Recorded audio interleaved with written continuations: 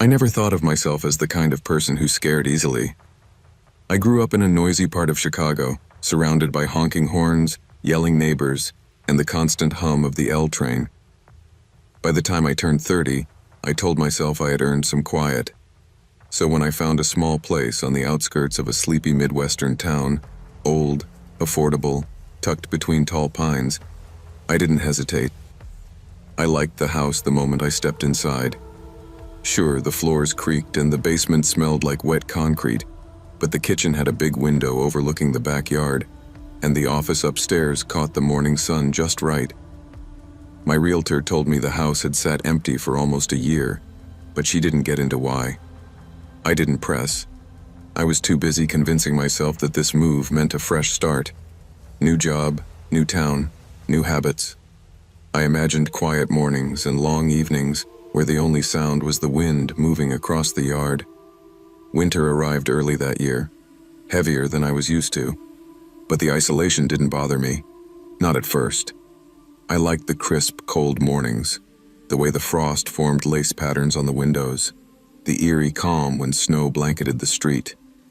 I liked the silence, but silence has a way of amplifying everything else. By the time December came around, I was settling into a routine. Work late, brew too much coffee, stare out my office window at the dull glow of the street lamp across from my house. That night, the night everything changed, the storm was louder than usual. The kind of storm where the wind didn't just whistle, it pressed against the house like it wanted to come inside. I had no idea something else already had. It was just past 1:30 a.m. when I first saw the light. Not the street lamp. Something smaller, thinner, moving in a slow arc along the fence line. At first I thought it was a trick of the snow, but the movement was too steady, too intentional. Someone was out there. I leaned closer to the window, trying to figure out which neighbor would be wandering through my backyard during a storm like this. There weren't many homes nearby, and none close enough for someone to accidentally walk onto my property. The beam suddenly jerked upward, straight at my window. I stumbled back, heart pounding so hard the sound of it drowned out the wind. The light hovered for a few seconds, like the person holding it was deciding something. And then, just as abruptly, it disappeared. I tried to shake off the dread tightening around my chest. Maybe it was a utility worker, I told myself. Maybe someone checking on a busted pipe or a fallen branch. But the storm raged harder, making excuses harder to cling to. Around 2 a.m., the house began popping and cracking in ways that didn't feel natural. Not random expansions or contractions. These were deliberate rhythms, like footsteps testing each wooden plank. I held my breath and listened.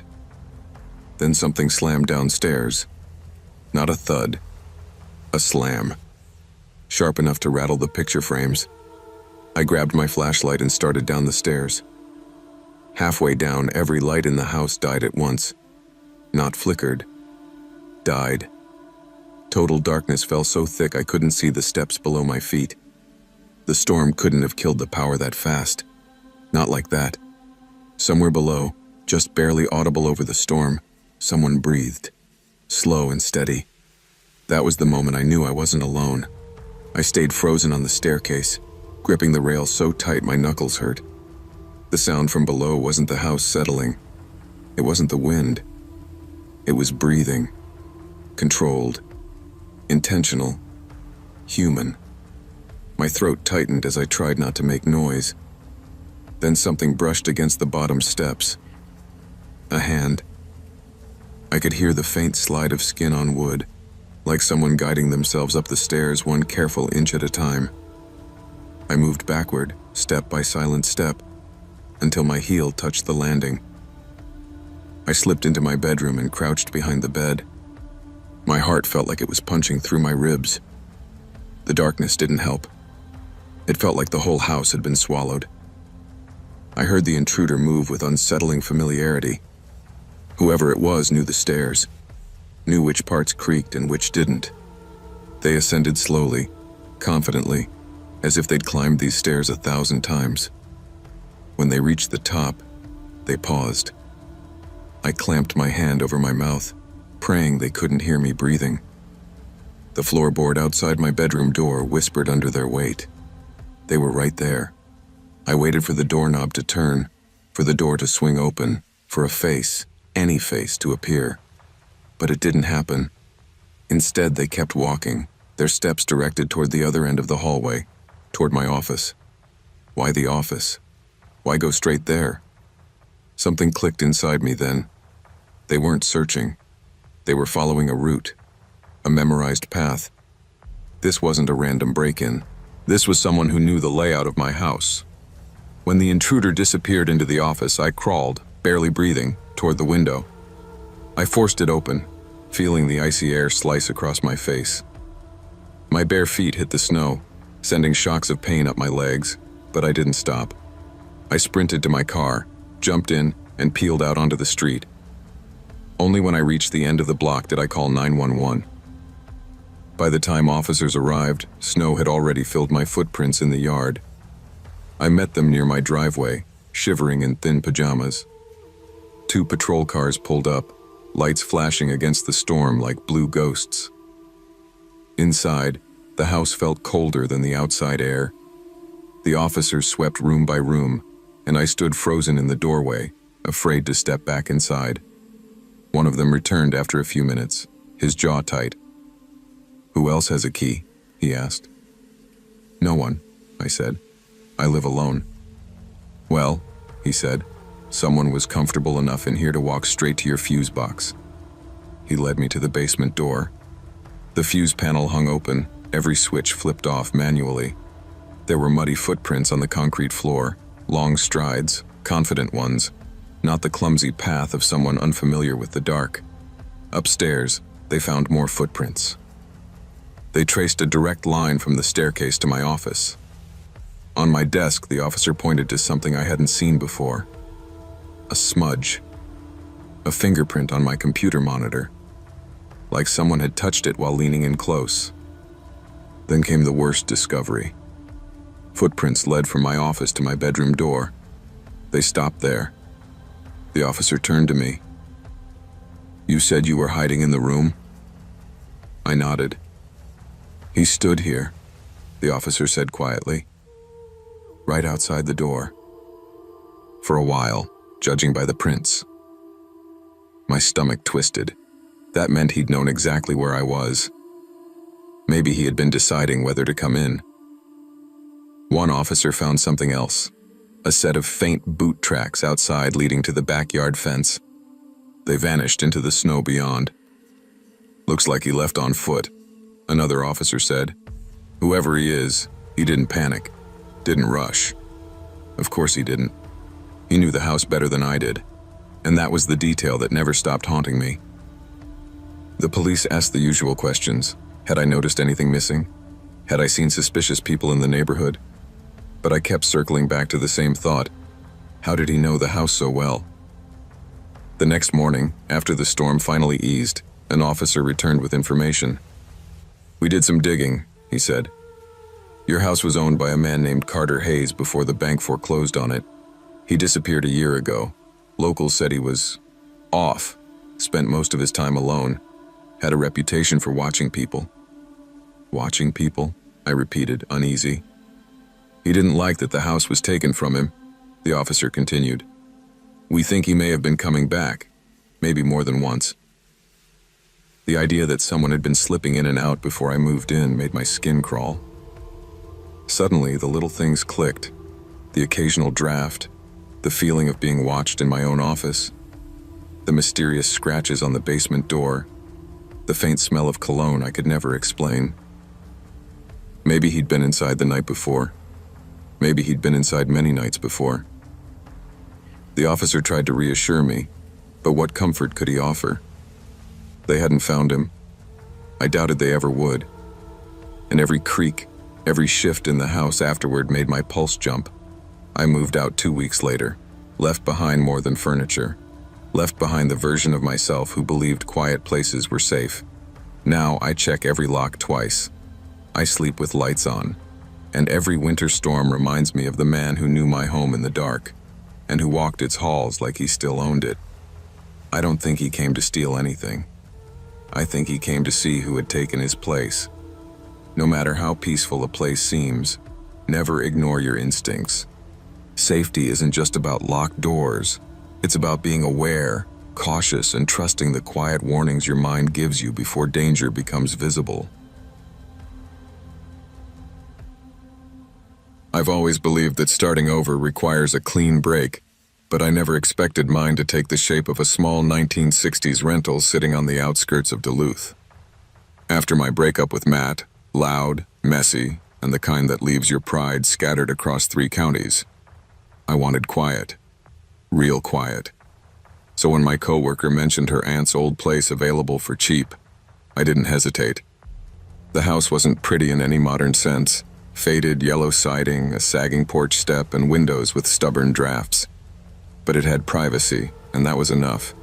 My dog, Hank, a heavy German Shepherd mix, adjusted faster than I did. He liked the big fenced yard and the quiet gravel road that wound through leafless trees. Most nights I'd sit on the couch with a blanket and a mug of peppermint tea, letting the silence feel like healing instead of punishment. By January, the cold settled in for good. Duluth cold isn't polite. It squeezes itself into the seams of your jacket and takes your breath away. Still, the house felt like a place I could rebuild myself, slowly, piece by piece. I didn't tell many people how lonely I really was, how the nights stretched long, how the breakup still replayed in my head like a bad movie. But there was something strangely comforting about the creaks and groans of an older home settling against the winter wind. It felt lived in, familiar, safe, even. I believed that right up until the Tuesday night when the furnace stopped. The hallway went dark, and every quiet thing in that house decided to become something else entirely. It was just after 11 when it happened. I was wrapped in my worn fleece blanket, half watching a true crime documentary I'd already seen twice, when the furnace cut out mid-cycle. Not powered down, stopped. The sudden silence hit like a slap. Even Hank lifted his head, ears high, eyes alert. Probably the filter again, I muttered, trying to sound casual. But Hank didn't buy it. He stood up on the couch, rigid, staring down the hallway like he'd spotted something I couldn't. Then he growled, low, steady, the kind that vibrates through the floorboards. "Hank, hey, it's fine." It wasn't. I muted the TV and listened. The house ticked and settled like always, until I heard it. A soft shuffle, like someone dragging a bare foot across carpet fibers. Slow, deliberate. Cold prickled the back of my neck. I waited for a second sound, hoped I had imagined it. Then it came again, followed by a drawn-out exhale. Too human to be the furnace and too close to ignore. I grabbed my phone and tried calling my sister. The call failed. Tried again. Failed. My service bars flashed full, then suddenly dropped to 0. No service. "What is happening?" I whispered, more to myself than anything. The hallway darkened unnaturally, shadows stretching in ways shadows shouldn't. Then I saw it, a faint pale glow near the far bedroom, low to the ground, about ankle height. It moved, slow and steady, turning the carpet fibers silver as it slid forward. Hank backed into me, trembling. That was when every instinct in my body screamed, "Someone is here who shouldn't be." I took a step back, bumping into the edge of the coffee table.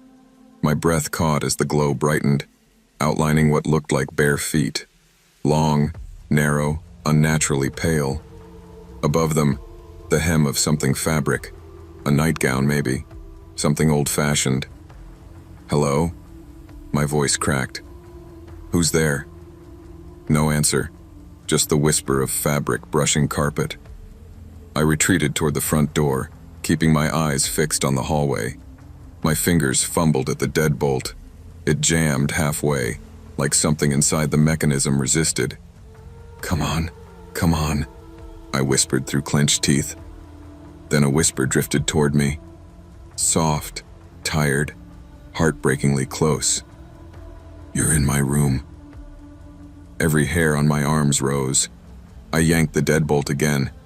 It didn't move. Behind me, Hank barked. Sharp. Panicked. Nothing like his usual bark. I spun around just long enough to shove my shoulder against the door. The metal finally gave way with a clunk, and icy air rushed inside. I didn't think. I ran, barefoot into the snow, cold biting instantly into my skin. Hank bolted beside me, both of us slipping down the porch steps. I sprinted to my car, fumbling with the keys, crying without realizing. Behind us, the house stood dark except for that faint glow still floating halfway down the hall. I got the engine started and tore down the driveway, gravel popping under the tires, adrenaline drowning every thought except go. I didn't stop until I reached the bright fluorescent safety of a gas station on the highway. Only then did I let myself breathe and start shaking all over. The night clerk took one look at my bare feet and called the police before I even finished explaining. Hank sat pressed against my leg, still trembling, still staring at the doorway as if he expected something to follow us. 2 officers arrived within 20 minutes. Officer Keller, tall and soft-spoken, asked me to walk him through everything. I'll never forget how he paused when I said the words bare footsteps and whisper. Not disbelief. Concern. You didn't see a face? He asked. No, just the bottom half. And the glow. He exchanged a look with his partner, a quick, subtle glance that unsettled me more than I expected. All right, we'll go check the house. You stay here with the clerk. Watching their cruiser lights disappear into the snowy dark felt like handing over my last bit of courage. I wrapped my arms around myself, trying to stop shaking. Hank whined softly, resting his head in my lap. It felt like an hour before they returned, though the clock said 20 minutes. Officer Keller stepped inside with snow dusted across his shoulders. There's no intruder, he said gently. All doors locked. No signs of forced entry. My stomach dropped. But I heard. No, I saw. I believe you heard something. He hesitated. But there was one thing we did find. My heart hammered painfully. What? He pulled off his gloves, voice low. Footprints. Wet ones. Human-shaped, but not right. Not right how? Too long. Too narrow. And the temperature in that hallway was 20 degrees colder than the rest of the house. I went cold all over. So what do? He looked at me with a softness I didn't expect. You don't go back there tonight. Maybe don't go back at all. I stayed at a motel that night, Hank curled beside me like a living shield. I barely slept. Every time I closed my eyes, I saw that pale glow sliding toward me, heard the whisper telling me I was in her room. By morning, the police had arranged for me to collect my things in daylight, with an officer escorting me. I felt embarrassed needing the help, but the moment we stepped inside, I knew I couldn't have done it alone. The hallway carpet was still damp in distinct footprints, long, narrow, arched strangely, almost like someone who had never quite learned to walk right. The air temperature dipped with every step we took toward the bedrooms. Officer Keller watched me pack. You're making the right call, he said. This house has history. What kind of history? He hesitated, then sighed. Former tenant died here. Woman in her 70s. Lived alone. She was confused near the end.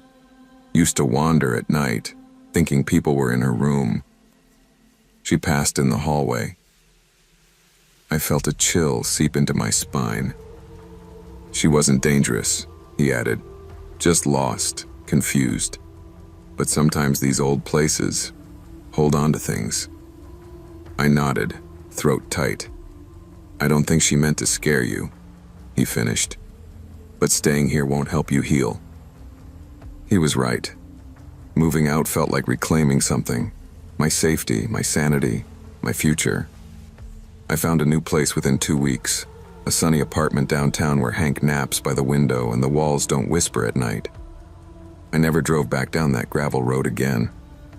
When life forces you to start over, trust your instincts, even the fearful ones. Safety isn't just about locking doors. It's about recognizing when a place, situation, or person no longer supports your peace. Walking away isn't weakness. Sometimes it's survival. I've always loved winter road trips. There's something peaceful about being alone on an open highway with nothing but engine noise and the radio crackling its way through static. But last December, peace was the last thing I found.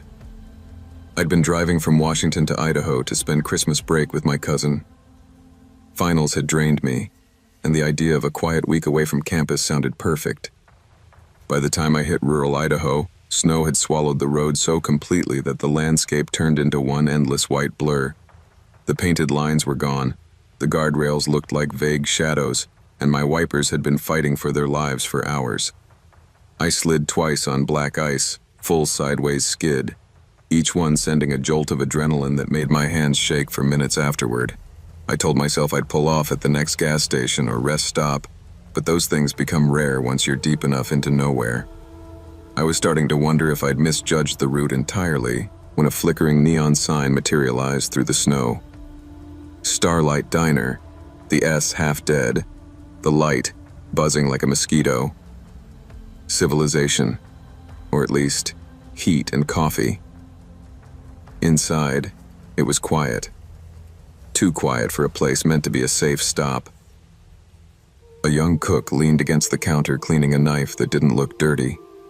A woman in her late 30s poured coffee like she needed it more than oxygen. A pale, thin man sat in the booth furthest from the door, his eyes fixed on the windows rather than the room. No music played, no television, just the hum of the neon outside. Something about their silence made me pause, but exhaustion won out, and I took a seat, praying the warmth would clear my head. I had no idea what waited in that storm outside. For the first 10 minutes, nobody talked.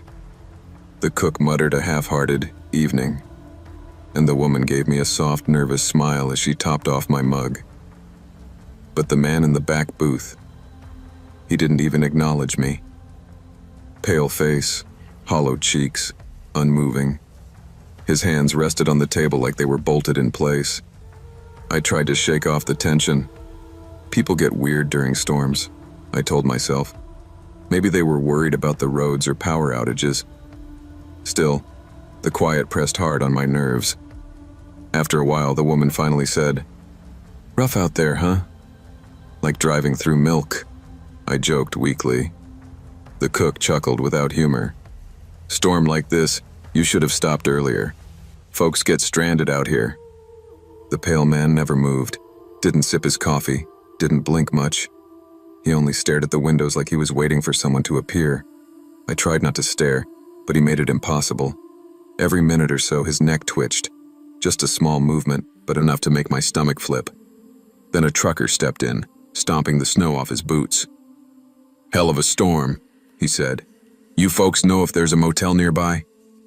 The pale man's head jerked at the sound, and he stood up so fast his chair screeched across the floor. He didn't speak, didn't look at anyone except the trucker, and then he walked out the front door. No coat, no payment, no hesitation. "What the hell?" I whispered. The cook let out a long breath, his shoulders dropping like he'd been holding them tense for hours. "Thank God," he muttered. The woman shot him a warning look. I didn't understand their reaction then. I would soon. 20 minutes passed. The trucker finished his coffee, thanked the woman, and pulled his coat tight before heading back outside. He'd barely closed the door when the woman frowned. She kept glancing out the window, chewing her lip. "Something wrong?" I asked. "It's nothing," she said, though her eyes said otherwise. Another 5 minutes crawled by. Then she suddenly set her mug down and rushed outside. Through the window, I saw her run into the swirling snow and disappear behind the corner of the building. A few seconds later, she stumbled back inside, face pale as the frost on the windows. "His truck," she whispered to the cook, "is still there. Both doors open. His footprints stop at the trees." A heavy silence fell. The cook swallowed, jaw clenching. Without a word, he walked to the back hall and quietly turned the deadbolt on the rear exit.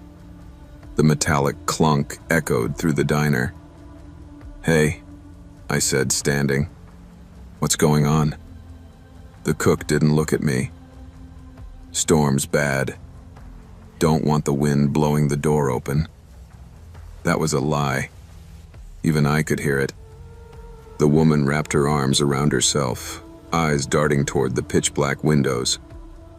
"He shouldn't have gone out alone," she murmured. "Storms bring out things." "What things?" I demanded. Before she could answer, the lights flickered. Once, twice. Then everything dimmed to a dull glow. The cook cursed under his breath. "Fuse box again. I'll check it." He grabbed a flashlight and pushed open the storage room door. The beam disappeared inside, and he let the door swing shut behind him. The diner fell silent. 3 seconds later, pounding footsteps circled the building, heavy, erratic, fast, kicking up snow against every wall. The woman grabbed my arm. "Get away from the windows." She didn't need to tell me twice. A tall, thin silhouette drifted past the windows, head tilted, movements jerky and unnatural, as if its limbs didn't quite match the pace of its steps. The neon sign flickered behind it, outlining the shape in sickly purple light. The figure circled once, twice, slow enough to let us see it, slow enough to let us know it was choosing. The woman whispered, "It isn't the storm you have to worry about. Locals say he comes out when the roads shut down, follows travelers, watches for stranded ones." My pulse hammered so hard I felt it in my teeth. "What about the trucker?" I asked quietly. She didn't answer. Another circuit around the diner. Then a scraping sound along the metal siding, like fingernails dragging. When the storage room door suddenly swung open, I jumped back. The cook was gone. His flashlight lay on the floor, still on, pointed toward the back exit, the same door he had locked minutes earlier. Snow blew in through a gap, the lock dangling useless from its hinge. "He wouldn't go outside," the woman whispered. "Not him. Not now." A cold dread settled into my bones. Something had taken him. We backed into the restroom, the only room without windows, and shut ourselves inside. The woman held the door handle with both hands while I turned off the lights. For several minutes, something moved in the hallway. Slow, scraping, dragging movements against the walls. Then the gentle rattle of the bathroom doorknob. Once, twice. Then a long, deliberate pause. We didn't breathe. And then, silence. Hours passed like frozen molasses. When the storm finally eased near dawn, the woman whispered, "We have to go. Now." We cracked open the door, both of us trembling, and slipped into the hallway. The diner looked like a crime scene. Snow drifted through the back door, forming a small pile. Footprints, too long, too deep, trailed through the kitchen and then out into the forest. Not human, not natural. Outside, wind bit at our faces as we ran into the gray morning light. 3 vehicles sat abandoned in the lot. The trucker's rig, the cook's old sedan, and the pale man's station wagon. None had been touched. Snow had buried their windows. "Don't look at the trees," the woman warned. But I did. Halfway between the pines, a tall figure stood barely visible, head tilted, still as ice, watching. Police arrived an hour later. Their tracks filled the lot. Their radios crackled with disbelief. They searched the forest, combing through the snow until one officer shouted, "A body, half buried near the tree line. Not the cook, not the trucker, the pale man." The officer said he'd been dead for hours. long before he had walked out of the diner. I didn't believe it then. I'm not sure I believe it now. The other two men were never found. Every winter since, the first snowfall brings back the memory of that silhouette drifting past the windows of the Starlight Diner, that quiet hum of the doorknob turning, that feeling of being watched, not by something human, but something patient, something that waits for storms, something that follows travelers. When your instincts tell you something is wrong, listen. Survival often depends less on courage and more on awareness, and knowing when to leave before danger steps out of the shadows. I picked up food delivery during winter break from college because textbooks don't pay for themselves and my car insurance was overdue. Again. Most nights were easy. Pizza runs, late-night tacos, suburban houses with glowing porch lights. Nothing special. But winter in my town hits hard. The kind of cold that makes your breath feel like broken glass. The kind of cold that makes people tip well because they know you're suffering. That night started normal enough, aside from the temperature dropping fast. 0 degrees, maybe lower with wind chill. My phone buzzed as I sat in a parking lot warming my hands over the car heater. It was a huge order. 4 entrees, 2 soups, 3 sides, from an address miles outside the main town. The payout made my eyebrows jump, enough to cover half my insurance bill.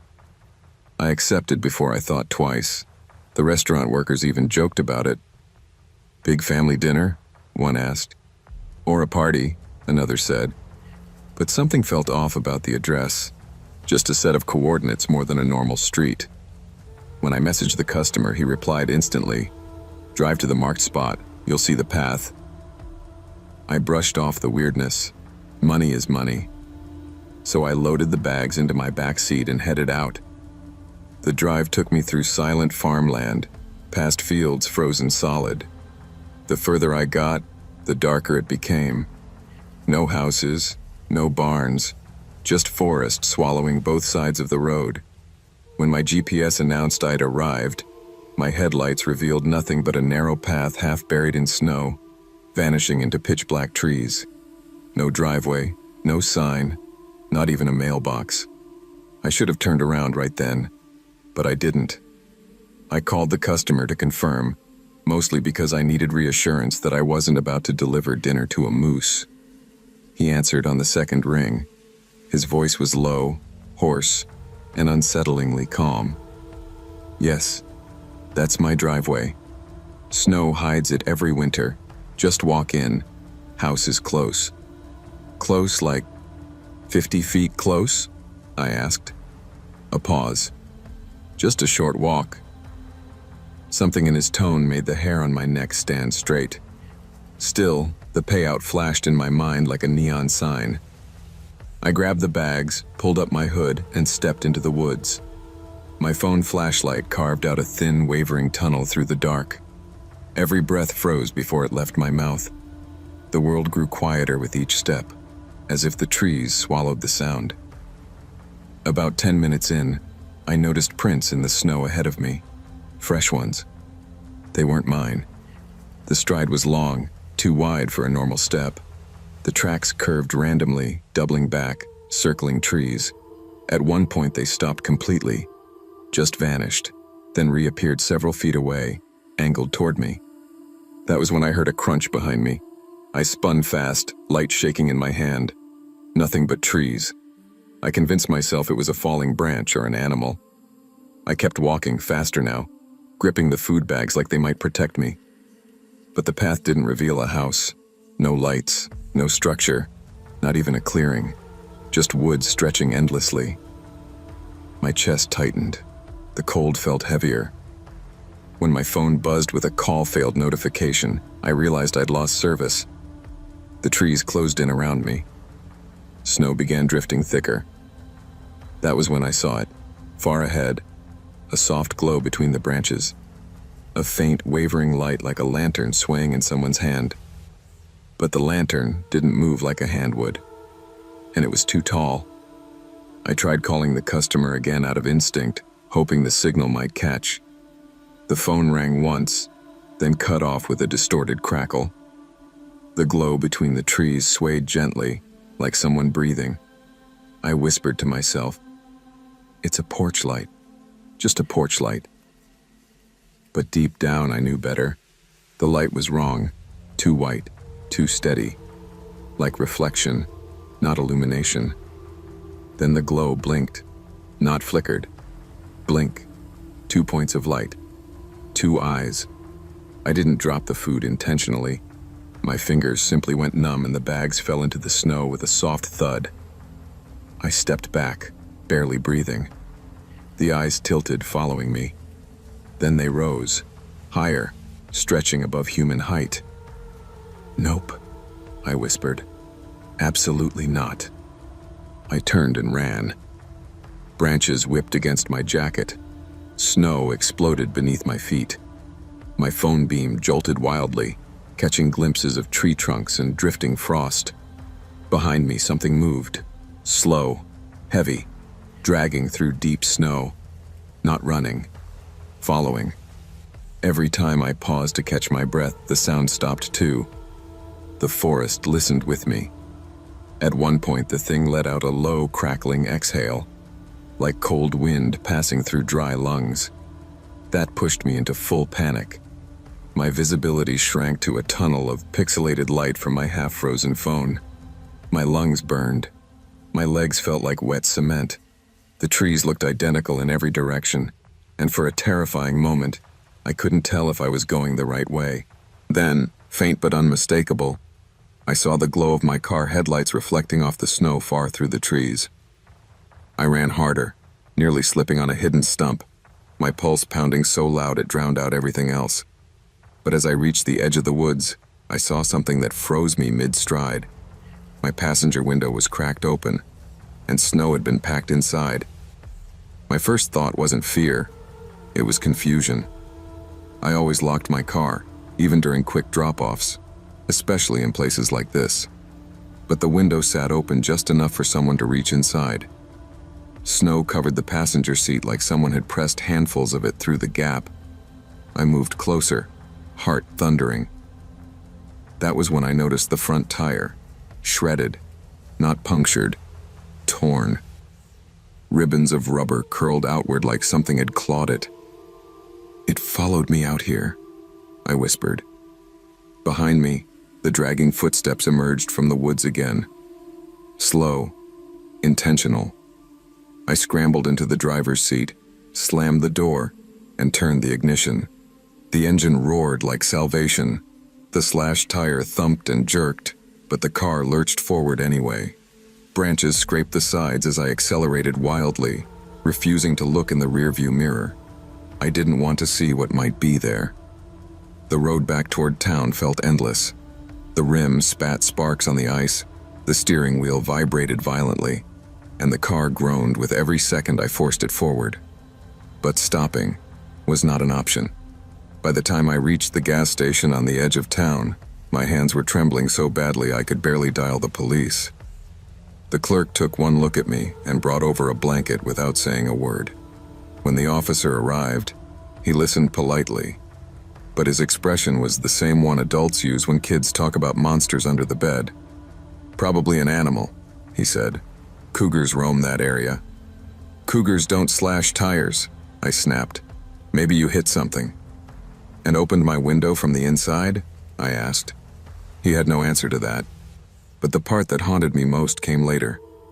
3 days after the incident, I looked up the address again, half out of curiosity, half out of morbid dread. There was nothing. No house listed, no property, not even an empty lot.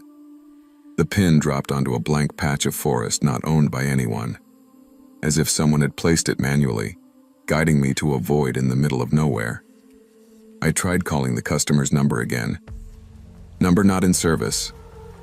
I checked my order history. The receipt still existed, but the customer name field was blank. Delivery apps glitch sometimes, but not like that. I considered telling my parents, but what would I say? That glowing eyes chased me through the woods. That something too tall to be human followed my footprints. That someone or something waited in the dark for a stranger to walk far enough in. I still drive past that area sometimes, but never at night. Never in winter. Even during the day, there's something wrong about those woods. A stillness, a silence that feels like held breath. And every winter, when the first snow falls and the world goes quiet, I see it again in my mind. Those two pale glimmers between the trees. Not lantern light, not a flashlight. Eyes, watching me, waiting for someone else to follow a pin into the cold. Trust your instincts. No amount of money is worth walking into a situation your gut is screaming against. Safety is priceless, and the woods, the dark, and the unknown don't care how much you're being paid.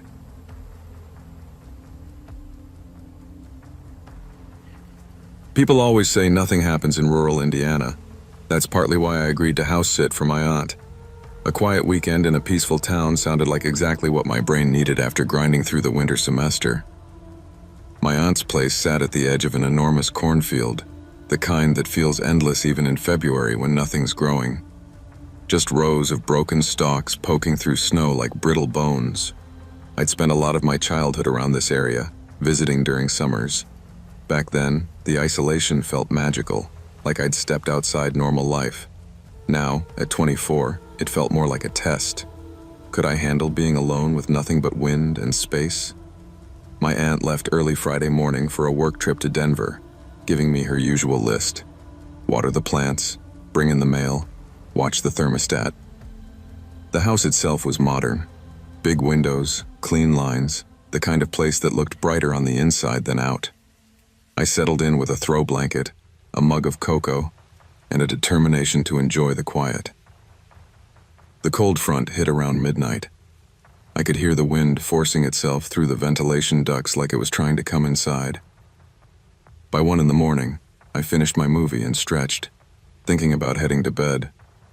I remember feeling grateful for the warmth, grateful for being somewhere safe. That feeling didn't last long. It changed the moment I walked into the kitchen, flipped on the light, and saw the sliding glass door. The kitchen light hummed to life, and that's when I froze. The huge sliding door facing the backyard was fogged completely white, except for one small, perfectly clear circle at eye level, like someone had pressed their forehead directly against the glass just minutes earlier. I didn't move at first. My brain refused to make sense of it. I stepped closer, slow and careful. Smudges streaked down the glass beneath the clear circle, thin, uneven lines that looked disturbingly like finger trails. "Hank, did you do that?" I whispered, even though the only pet in the house was my aunt's old tabby cat, who couldn't reach that high even if she stacked kitchen chairs. I leaned in just enough to see my own reflection. The circle was too precise, too defined, as if someone had stood there for a long time, breathing against the window. Then the outside motion sensor lights snapped on, bathing the yard in harsh white. I pressed my hand to my chest, trying to quiet my heartbeat long enough to see outside clearly. At first, nothing. Just snow swirling in the wind, the shed half buried behind a drift, the broken rows of corn stalks stretching into darkness. Then something shifted at the edge of the light. 2 figures. Tall, still, half hidden behind the shed, both staring in the direction of the house. I backed away so fast I hit the counter behind me. Okay. Call 911.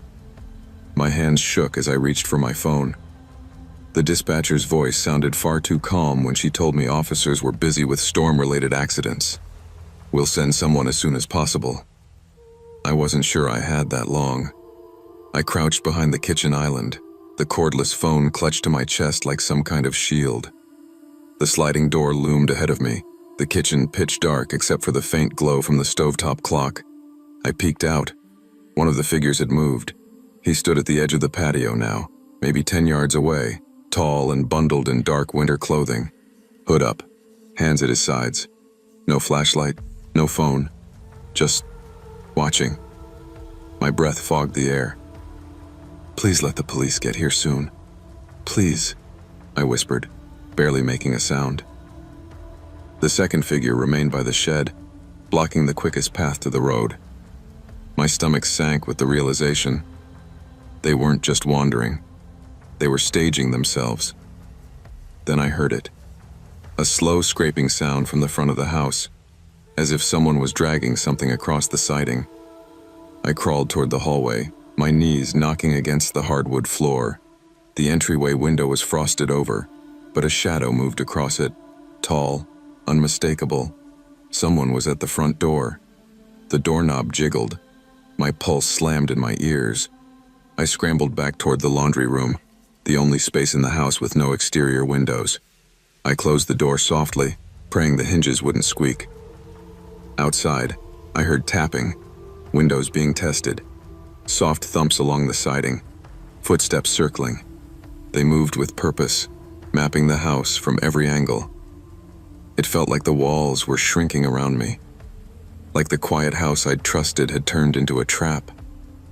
And all I could do was wait. Those 15 minutes stretched into something indescribable, an empty, suffocating quiet punctuated by sounds that didn't belong. Slow footfalls on the deck, the rhythmic tapping on the sliding door, a low hum, like someone murmuring just outside the frame of the house. The kind of sounds that make your body react before your mind does. I held the cordless phone so tightly my knuckles ached. Every nerve in my body was begging to run, but there was nowhere safe to go. The men outside seemed to know every exit before I did. Then, through the howling wind, I heard something else. Distant at first. Growing. Sirens. The tapping stopped. Footsteps scuffled through snow. Multiple sets. Fast. Urgent. The figures didn't bother hiding now.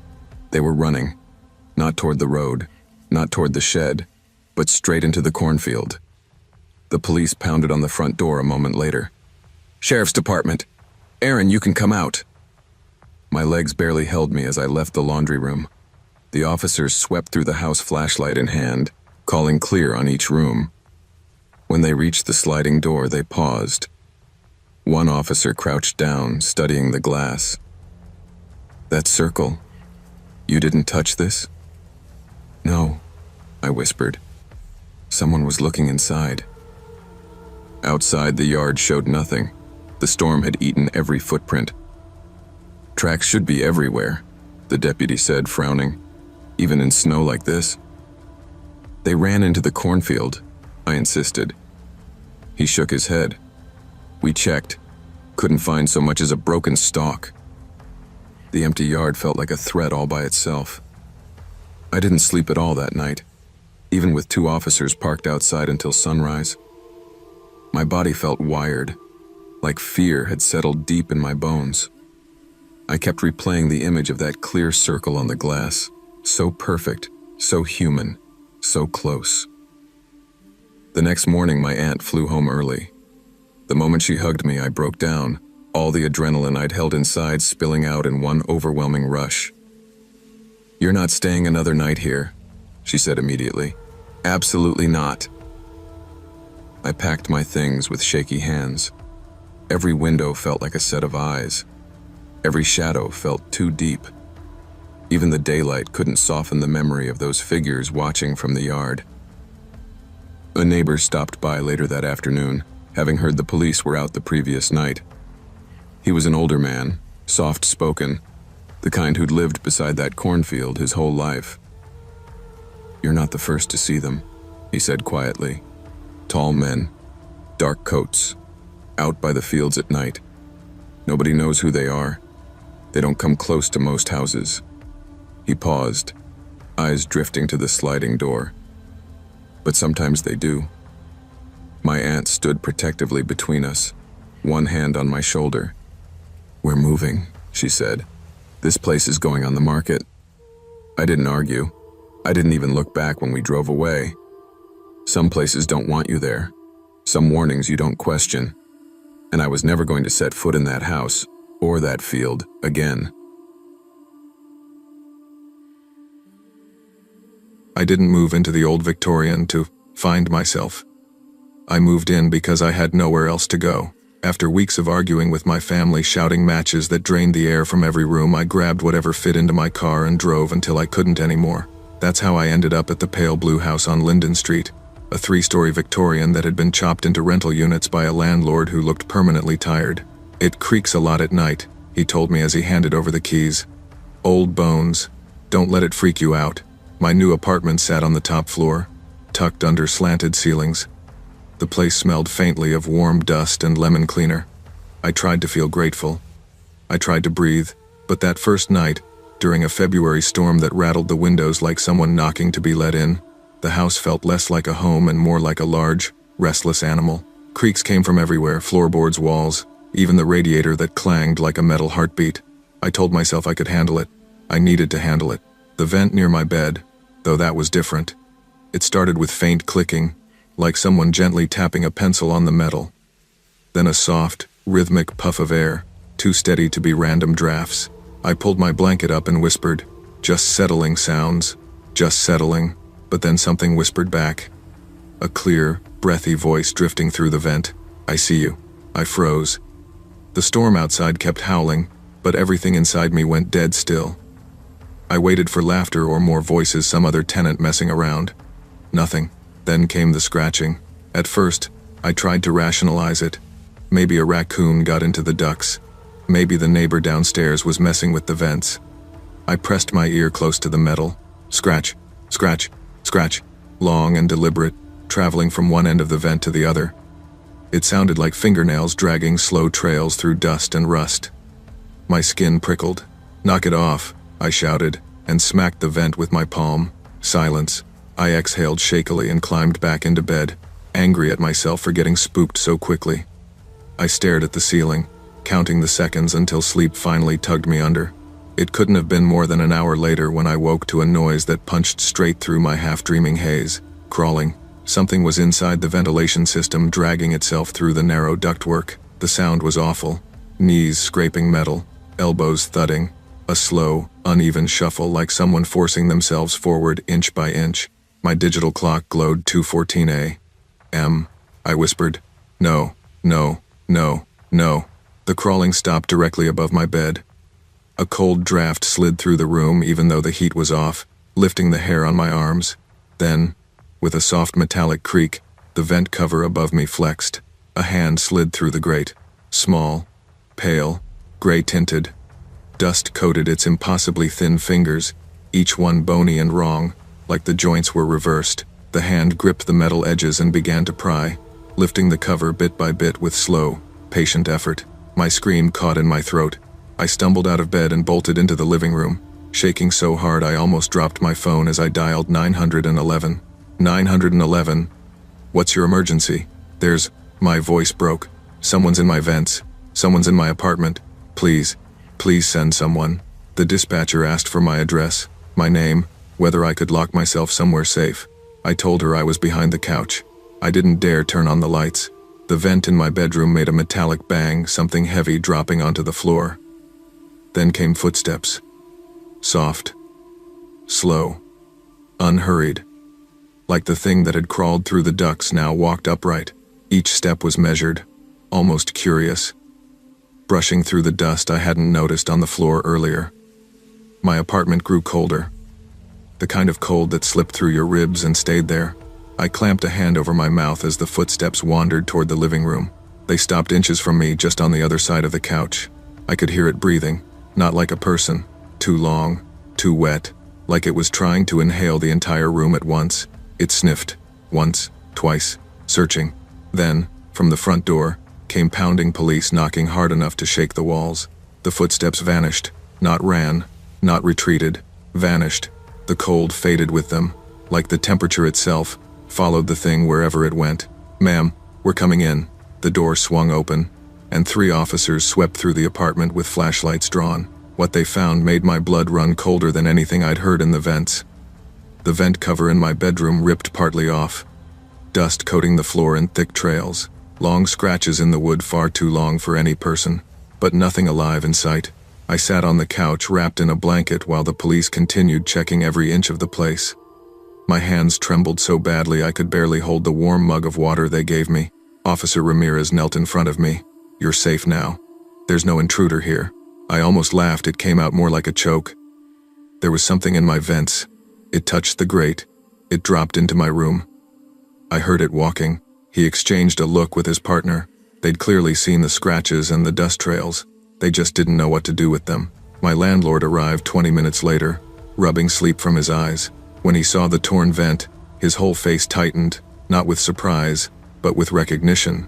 "Can we talk?" he asked quietly. I followed him into the hallway. The storm outside rattled the windows again. He sighed. "I should have told you more when you moved in. Nobody stays in that unit long." My stomach twisted. "Why?" "The original owner," he said, lowering his voice, "was found dead in the ducts in the 1970 seconds.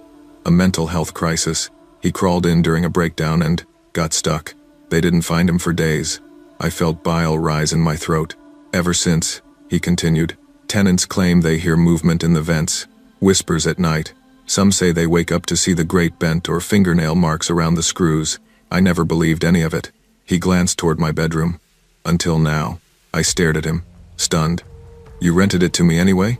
He swallowed. "People need places to stay. And it never gets violent. Just restless." A cold shiver ran down my spine. Restless felt like the wrong word entirely. An officer stayed with me while I packed. I didn't argue, didn't hesitate. I just threw everything I owned into 2 garbage bags and a duffel. The apartment felt wrong now, like the air itself was holding its breath. When I stepped into the bedroom one last time, the vent hung half open, dust still drifting from the opening. A faint track, almost like a handprint, smudged the wall beneath it. I didn't look closer. The officer followed me out, closing the door behind us. My landlord stood in the hallway, wringing his hands. "I'm sorry," he said softly. I nodded because I didn't trust my voice. I didn't trust anything about that house. Outside, the storm had eased, but the wind still rushed through the trees like whispering voices. I climbed into my car, gripping the steering wheel until my knuckles went white. As I pulled away, I glanced back at the top floor window. For a split second, I thought I saw movement behind the blinds, a shifting shadow, something small slipping back into the vent. My chest tightened. I didn't look again. The landlord later emailed me, saying he planned to leave the apartment vacant indefinitely. "Some places aren't meant to be lived in," he wrote. He was right. Some places keep their dead too close. And some things never stop crawling. When your instincts warn you, listen. Fear is not a flaw, it's a survival tool. Protect yourself, speak up, and walk away from places or people that make you feel unsafe. You never owe your safety to silence.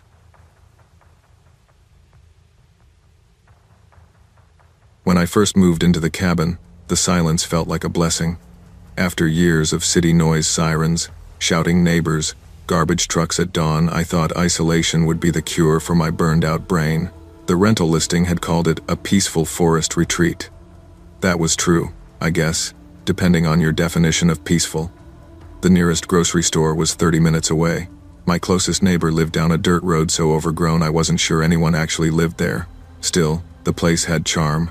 An old wood stove, pine walls that smelled like sap, and a deck that creaked under the weight of snow. My new remote job let me work from anywhere, and I wanted to believe this was my fresh start. The first 2 nights were fine, cold, quiet, uneventful. I read books by lantern light when the power flickered, listened to the forest breathing through the pines, tried to convince myself that the loneliness was good for me. Everything changed on night 3. Around 1 a.m., I was on the couch, halfway through a mystery novel, when I heard footsteps outside. Heavy, deliberate, crunching across the frosted needles. People don't walk out here at night. Animals do. And animals, especially bears, don't care about personal space. I turned off the lamp, sat completely still, and let my eyes adjust.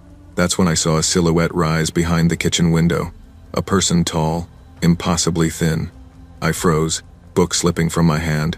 Then the head tilted. Too far. So far it looked broken. And I understood immediately. This was not a person. The silhouette didn't move at first. It just stood there, pressed against the moonless dark beyond the window. My cabin lights were off, so I knew whoever or whatever was out there shouldn't have been able to see me clearly. But it tapped anyway. A crisp, deliberate tap. Tap. I swallowed hard, reaching for my phone. The screen lit up, but the keypad froze. Every time I tried to dial 911, the phone glitched, white lines streaking across the display like static. It had never done that before. I forced myself to look at the window again. A thin cloud drifted past the stars, letting a faint trace of light spill through the trees. For one awful second, the shape outside became clear. A man, or something shaped like one. Its arms bent backward at the elbows, hanging at angles that made my stomach lurch. Its legs bowed in directions no joints should allow.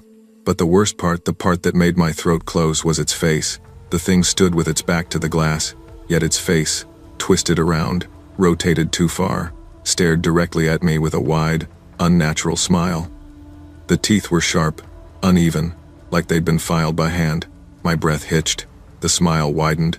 Then the thing began to move, not walking forward, but sliding sideways in these jerky, unnatural motions, like its limbs were being operated by broken puppet strings. It disappeared from the kitchen window. A second later, it appeared at the living room window, then the bedroom, then the sliding door. Too fast, too silent, too wrong.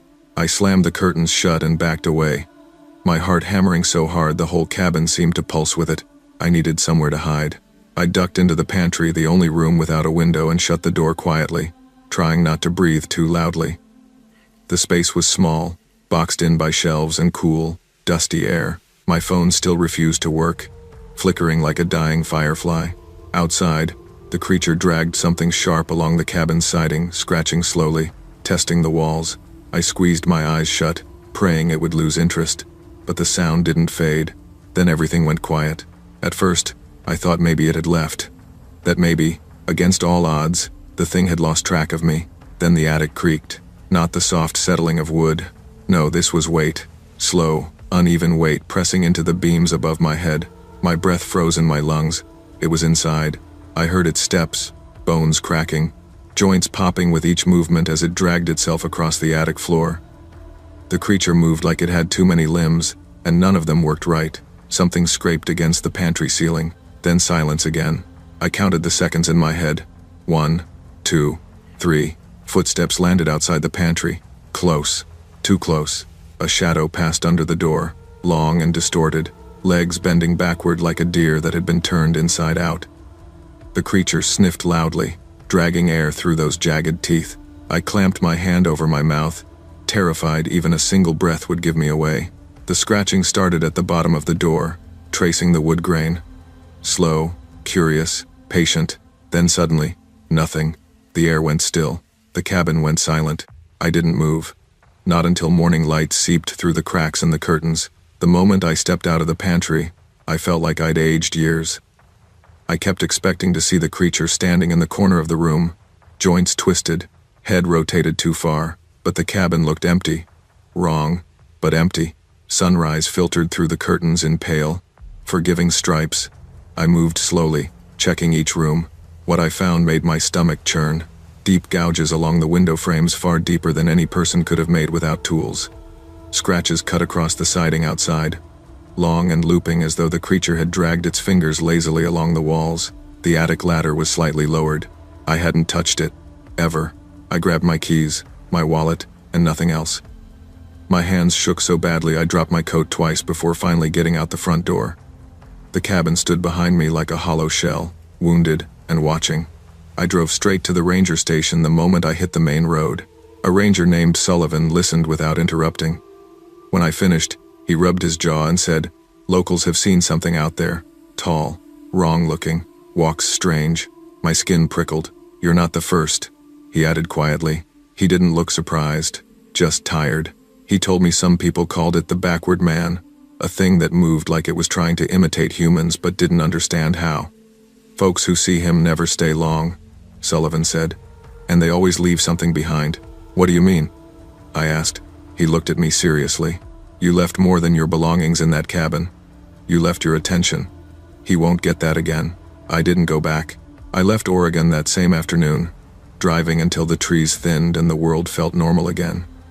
I didn't look in the rearview mirror. I didn't stop to breathe.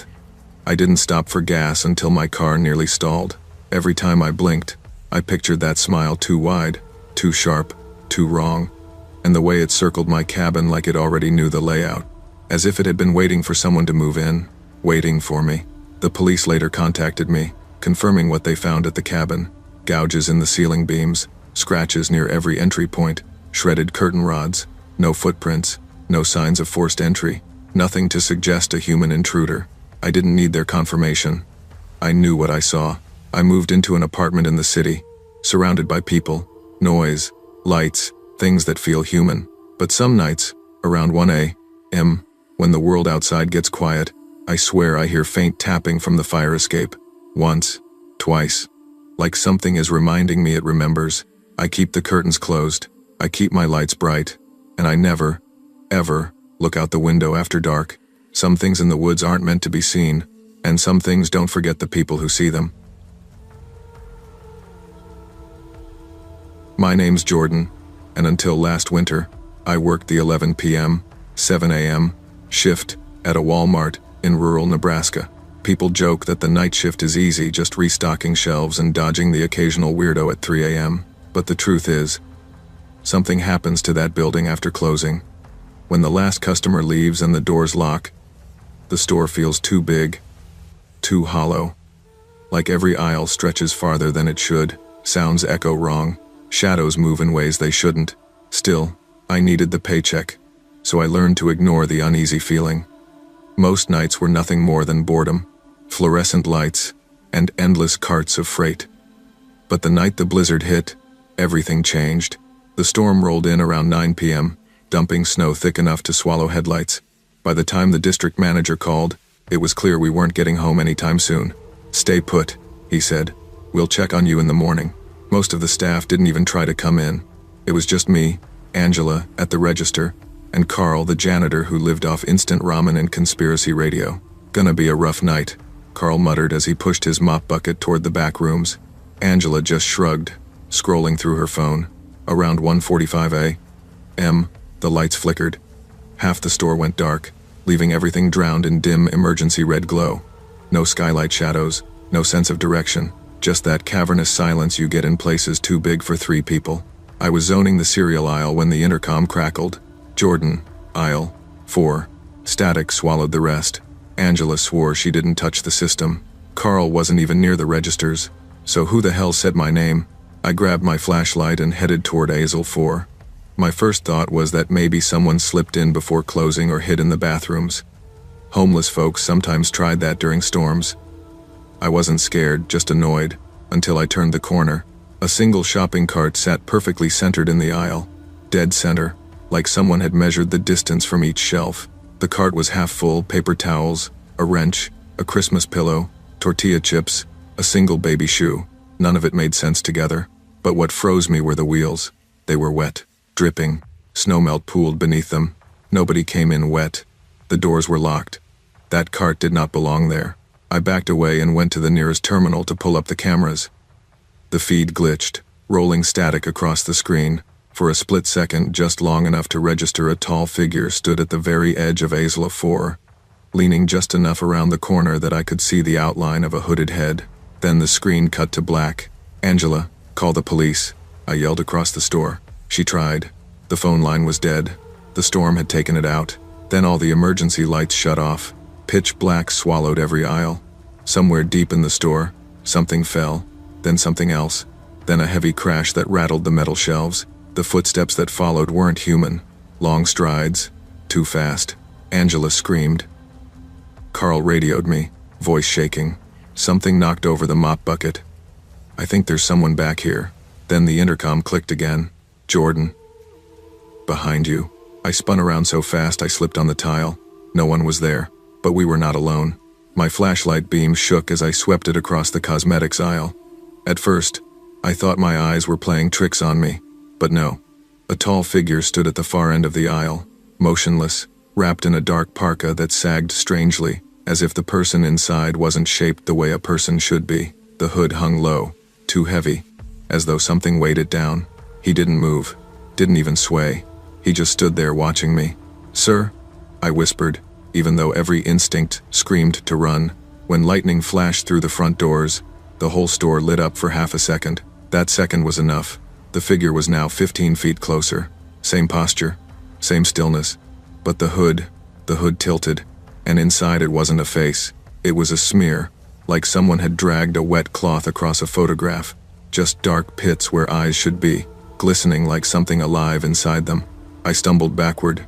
Angela, Carl, get to the dairy cooler now. We ran. The footsteps behind us didn't sound like running, they sounded like sliding. Fast, smooth, wrong. The dairy cooler door slammed shut just as something slammed into it from the other side. Steel bent inward with each hit. Angela cried, knees pulled to her chest. Carl whispered prayers between panicked breaths. The pounding grew harder, then slower, then stopped altogether. We held our breath. Minutes passed. Silence. I didn't trust it. None of us did. We waited in the suffocating cold, listening for anything beyond the humming cooler fans. Nothing. Not until dawn. At exactly 7:02 a.m., the managers unlocked the front doors from outside, their voices muffled through the store speakers. Overnight crew. Anyone here? We burst out of the cooler, shaking so badly the manager thought we were having some kind of breakdown. Angela clung to me. Carl kept glancing over his shoulder like something might still be lurking behind the pallets. "You three look like hell," the assistant manager said. Then she saw the store. Aisles knocked over, shelves bent, products scattered across the floor like something had torn through the place in a frenzy. Deep gouges in the tile, straight lines, curved lines, sharp arcs that looked almost deliberate. Wet footprints, bare feet, long, narrow prints, led from frozen foods to toys, then into the wall. Not beside the wall, into it, as if the person stepped through solid structure. "Who else was here?" the store manager demanded. "No one," I said. "Just us." He didn't believe us, not until we checked the cameras. Almost every file was corrupted, static, black screens, distorted frames, all except one, a still image. Me standing in aisle 4, and behind me, inches away, the hooded figure, blurred face, dark pits for eyes, head tilted at an impossible angle. Managers stared at the screen in dead silence. Finally, one whispered, "What is that?" I didn't have an answer. All I knew was that thing had been close enough to touch me. I quit on the spot. So did Angela. Carl never returned either. I expected nightmares after what happened, but what I got was worse. Every time I pass that Walmart, whether in daylight or dusk, the automatic doors slide open even when no one is near them. Managers say it's a glitch, just the sensors misfiring, they claim, but I've seen those doors open before. At 4 a.m., for the hooded man with the blurred face, I moved 3 towns over. I started a new job. I try not to think about that night, but sometimes, when winter storms roll through and the sky turns the same dead gray as that morning, I swear I hear the intercom crackle in my memory. "Jordan, aisle 4. I tell myself it's just trauma, just my mind replaying the worst shift of my life. But deep down, I know better. Things happened in that store that defy explanation. Those footprints weren't human. That face, if you can call it a face, wasn't human. And something about the way it moved. Sliding, appearing closer each time the lights flickered. No living body moves like that. Some nights, when the wind is loud enough to drown the world out, I hear tapping on my apartment window. Soft at first. Tap. Pause. Tap. Like someone reminding me they remember. Like someone waiting to be invited in. I keep the blinds shut. I don't look outside after midnight. And I don't walk down retail aisles alone, ever again. When your instincts scream that something is wrong, listen. Fear exists for a reason, and ignoring it can put you closer to danger than you ever imagined. Never dismiss your intuition. It might be the only thing standing between you and something you were never meant to see. I wasn't supposed to take the late bus. I had left work early, grabbed dinner on the way out, and planned to walk home before the storm rolled in. But the sky cracked open sooner than the forecast predicted, and within minutes the sidewalks flooded. I wasn't in the mood to swim 3 miles home, so I ducked under the cracked plastic bus shelter and waited. That's when I noticed him. A man sat alone on the bench, lean, soaked, wearing a jacket at least 2 sizes too big, the sleeves hanging past his fingers. He didn't check the bus schedule or look at the road. He stared at me, blinking in slow, stiff motions like each blink was something he had to remind himself to do. I tried not to make eye contact, but it's hard to ignore someone staring straight at you. When the bus finally arrived, the headlights cutting through the rain like knives, I hurried on. He didn't move, didn't make an attempt to board. He just mouthed something as I passed him. No sound, just lips forming deliberate shapes. I thought he said, "I'll be there soon." Weird. Sure, but bus stops attract weird. The ride home was uneventful. My clothes dripped everywhere, my shoes squelched, and the heater barely worked. When I finally reached my apartment, I microwaved a cup of noodles, watched a few stupid videos, and fell asleep on the couch with the TV still glowing. At 3:17 a.m., I woke up, not from a nightmare, from tapping, slow, steady, not on the door, on the living room window. At first, I assumed the storm had rattled a branch loose and the wind was pushing it against the glass. I sat there for a moment, heart drumming, listening. The tapping wasn't random. It had rhythm. 3 taps, pause, 3 taps again. I stood up, wiped the fog from the window, and pulled the curtain back. A wet handprint dragged down the outside of the glass, long, pale fingers, smearing through the condensation. I stumbled backward so fast I knocked over the lamp. "What the hell?" I whispered, grabbing my phone. Right then, the power cut out. My apartment and the entire neighborhood collapsed into darkness. Lightning flashed and briefly lit up the street. In that split-second burst of white light, I saw him, the bus stop man, standing on the sidewalk in front of my house, facing me, head tilted far too much to one side, like his neck had softened. His arms hung stiff and loose at the same time, a wrongness I can't describe without feeling sick. Lightning flashed again. He was at the edge of my yard. Another flash. He stood at the porch railing. He didn't step. He didn't walk. He just appeared closer each time light hit the world. Then came the tapping again. But this time, it came from inside my house. I froze. The sound was unmistakable. 3 taps, slow and deliberate, on the hallway wall. I backed into the bathroom and locked the door. The knob jiggled immediately, twisting with enough force to warp the metal. Then a voice, low and watery, seeped through the door. "You shouldn't have looked at me." My hands shook so violently I almost dropped my phone. I texted my friend, "Someone's in my house. Call 911, please." My battery was at 12%, sinking fast. The doorknob twisted again. This time it creaked, metal bending like soft clay. I grabbed a towel bar, pathetic as a weapon, but better than nothing, and backed onto the counter. My reflection in the mirror behind me looked like someone else. Eyes wide, hair sticking to my forehead, breath fogging the glass. Then the sound changed. Slap, slap, a wet dragging noise on the floorboards, something thick and heavy moving along the hallway. I pressed my ear to the door as lightly as I could. Drip, drip, water. Or something like water. Then I saw it. A dark, wet puddle seeping under the bathroom door. It didn't spread like normal liquid, it slid, inching inward like it had a purpose. "No, no, no," I whispered, pulling my feet up as the puddle reached the base of the cabinet. It pooled beneath me, moving as if tasting the air. Sirens finally cut through the storm outside, distant but approaching. The puddle quivered, then slowly drained backward, pulling itself away from the door. The footsteps returned, wet, dragging footsteps moving down the hallway.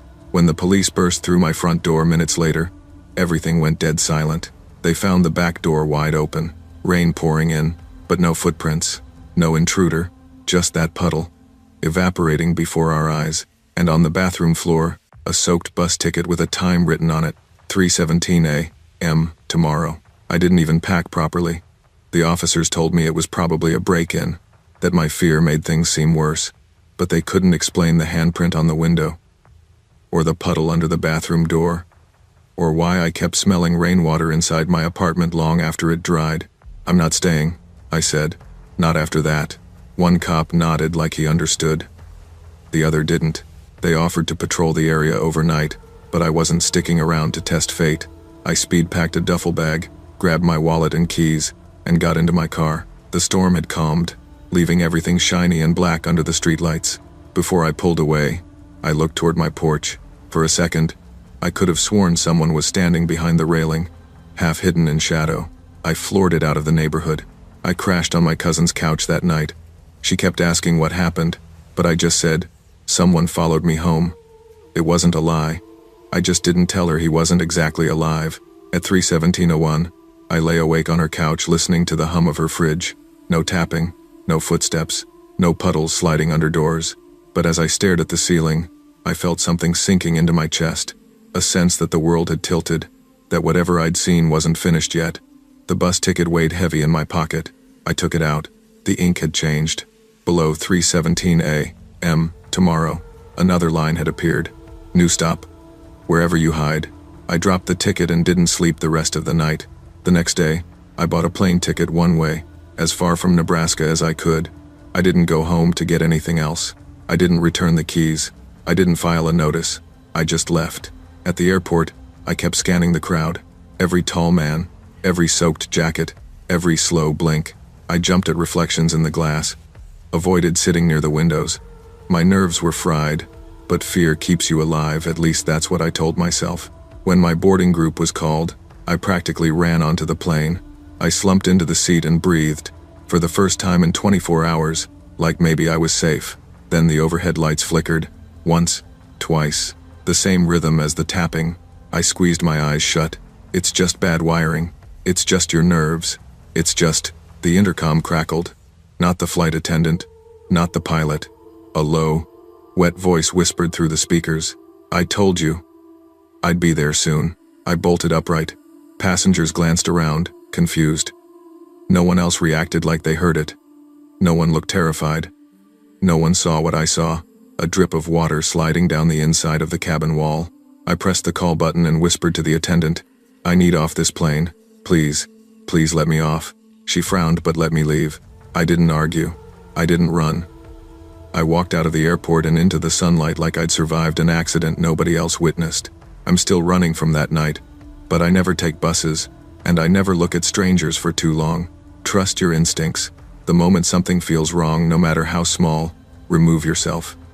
Ignoring fear doesn't make you brave, it just blinds you to danger. Sometimes survival depends on listening to the warnings your mind gives, long before your eyes catch up.